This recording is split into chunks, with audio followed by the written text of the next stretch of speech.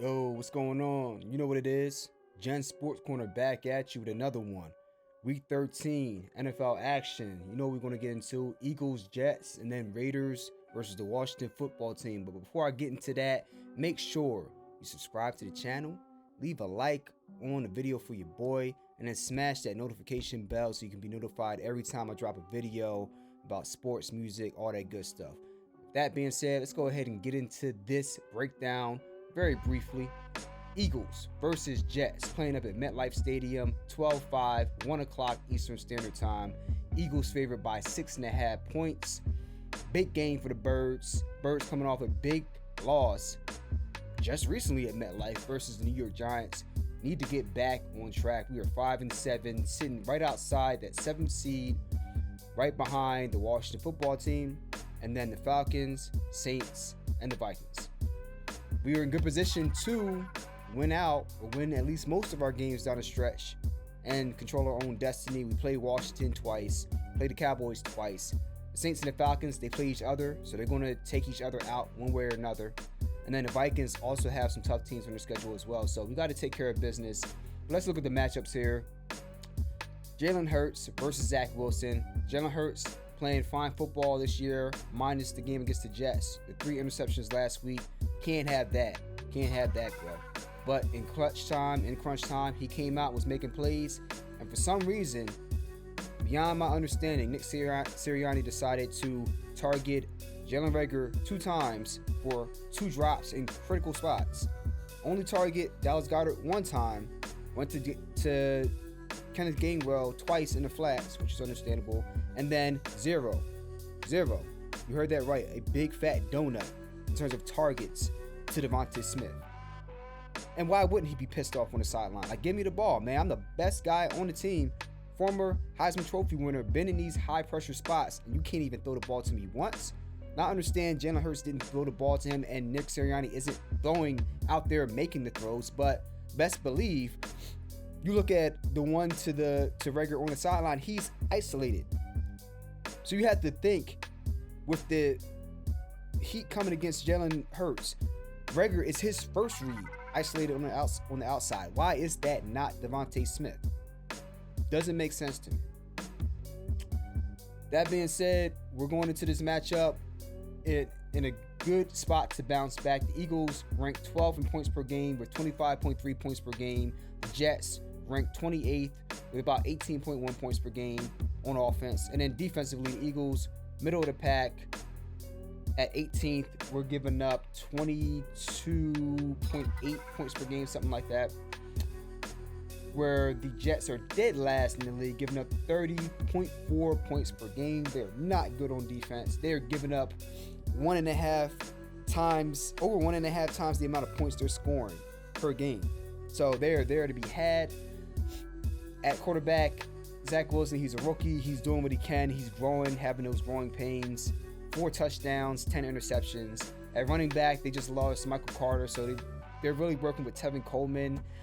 They're okay.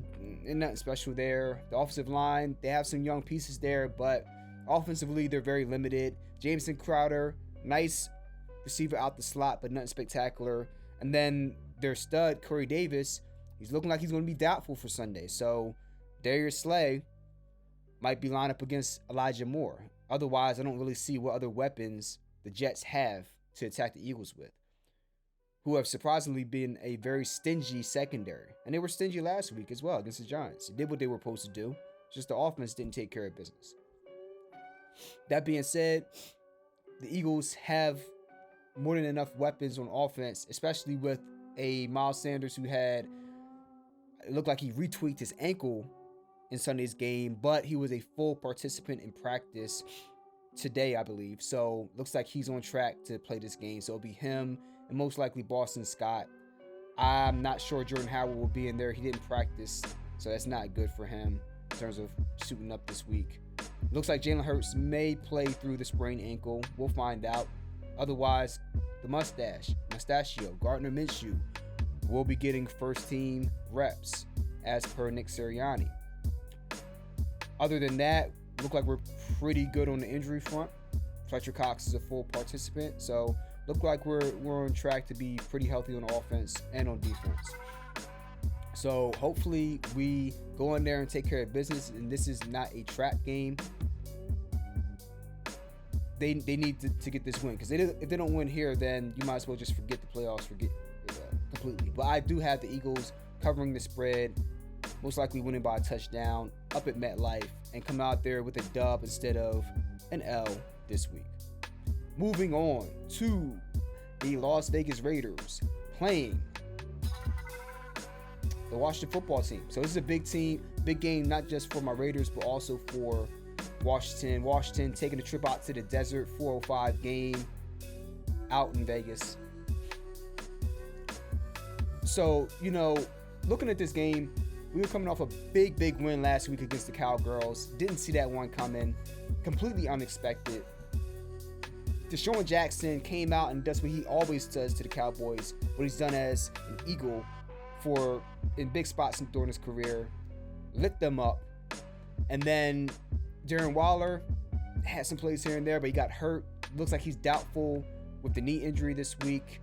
And Mr. Monroe will be getting his second start of this year. So he has another chance to step up and step out. He has talent.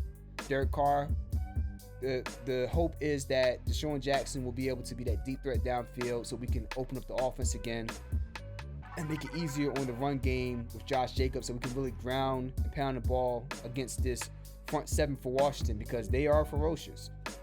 Secondary has been a letdown for Washington, but the front seven, while not as good as they were expected to be, they're still tough. So you have to be able to run the ball and make them respect you over top, because if you don't and you let them pin their ears back, it could be trouble, even without Chase Young. So let's see if we're able to hold up on the offensive line and give Derek Carr a chance to take some shots downfield, because that secondary is there to be had. Looking on the flip side, defensively, the Raiders, the secondary, been wishy-washy from week to week. However, I like the matchup with this Washington football team. You have Terry McLaurin, but outside of that, you don't really have a whole lot.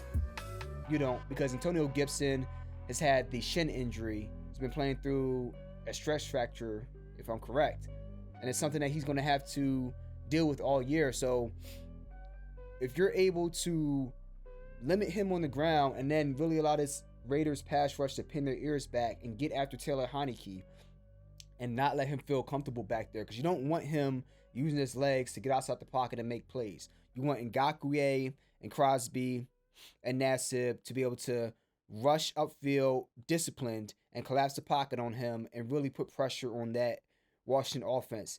Get them off timing, make sure the delivery is a little bit too late, and try to force some mistakes. You want to force mistakes from this guy. Hopefully, Jonathan Abram can come up in the box and be physical and set the tone. And you have Morrig at strong safety, who's a ball hawk. So I'm looking at this game. The ESPN matchup predictor is saying 61% chance for the Raiders to come out with the victory. I think that it's going to be a close game. We're 6-5. They're 5-6. They're playing on the road. They're 2-3 on the road. We're 3-3 at home.